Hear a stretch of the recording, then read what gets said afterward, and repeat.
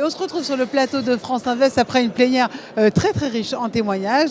À mes côtés, Jacques Vera, fondateur et PDG de Impala SAS, et Anne-Laure Kichel, fondatrice et PDG de Global Sovereign Advisory. Messieurs, dames, bonsoir. Bonsoir. Donnez-moi d'abord vos impressions de cette plénière. Vous avez partagé chacun vos témoignages, les relations internationales, l'audace finalement, ce besoin d'audace. C'était ça qu'il fallait leur parler, d'avoir une vision, chacun un peu différente. Le thème aujourd'hui, c'est look up. Vous disiez, c'est look around qu'il faudrait faire plutôt. C'est ça, Anne-Laure ?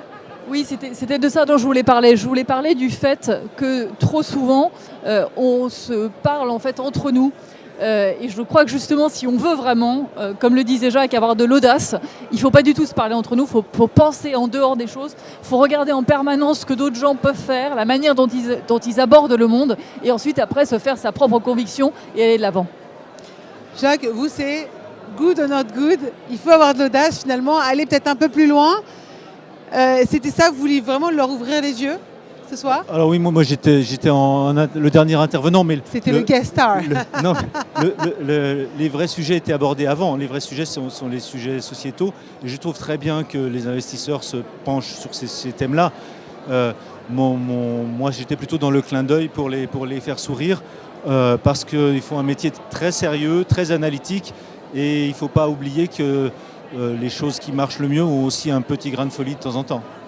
Alors, Jacques et Anne-Laure, vous venez de milieux et d'écosystèmes complètement différents.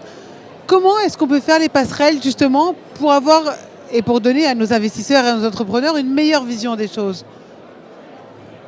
Je crois que ce qui est très important, c'est d'avoir la compréhension macroéconomique et générale géopolitique des choses, mais sans l'approche dont parlait également Sophie sur les territoires et de manière extrêmement concrète et micro, on n'arrive pas à ça. Donc pour moi, l'entrepreneur, c'est celui qui est quand même, bien sûr, qui est en avance quelque part sur son temps d'une certaine manière et qui a cette audace, mais qui est aussi capable de concilier ces grands enjeux ou ces grandes tendances macroéconomiques avec ce qui se passe réellement sur le terrain, de concilier les deux, de concilier les besoins. Et donc c'est en ça, quelque part, je crois qu'il y a un lien ou un pont qui peut être fait entre deux sujets ou deux manières de voir le monde. Jacques ? D'ailleurs, ton arrivée chez Accor, c'est un peu ça en fait. Un groupe mondial hôtelier qui n'a pas besoin d'un spécialiste de l'hôtellerie, mais qui a besoin de quelqu'un qui l'aide à comprendre le monde en fait. Oui, je rappelle que vous êtes entré aussi au conseil d'administration d'Accor. Oui, très modestement, je vais essayer de voir ce que je peux apporter, mais en effet, ce qui peut être intéressant, c'est de concilier un métier très sur le terrain avec en effet une vision internationale. C'est la vision que doivent avoir les entreprises aujourd'hui justement, et du face-à-face, mais aussi global. Oui, parce que tout ce qui se passe dans le monde nous intéresse. C'est ça qui est la caractéristique de notre époque. Avant, il y avait toujours un temps de latence. Aujourd'hui, il se passe un événement un peu fort en Chine et ça a un impact sur nos affaires en Europe ou aux États-Unis ou partout. Donc, en fait, on est tellement interconnectés qu'on vit tous dans une espèce d'ensemble un peu liquide et qui est notre présent dans lequel il faut trouver son chemin.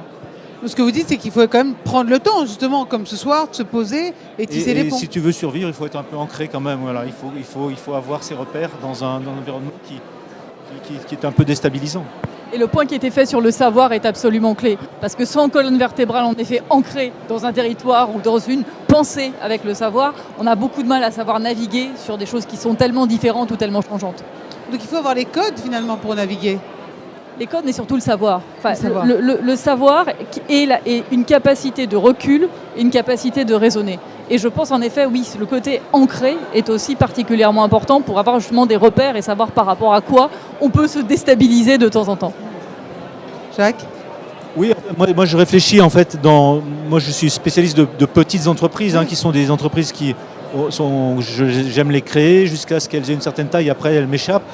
Et en fait, ma formation, c'était la restructuration de la dette des pays pauvres. Et donc, j'ai passé beaucoup de temps à visiter le monde comme toi et à aller conseiller la Tanzanie, les Philippines, l'Argentine sur des problèmes de dette. Et en fait, c'est cette approche macro ne m'a pas nui du tout, au contraire, pour la suite de mes aventures. Et un parcours donc très éclectique. Merci beaucoup à tous les deux. Merci. Je rappelle Jacques Vera, fondateur et PDG de Impala SAS, et Anne-Laure Kichel, au conseil d'administration d'Accor, mais surtout fondatrice et PDG de Global Sovereign Advisory. Merci beaucoup à tous les deux.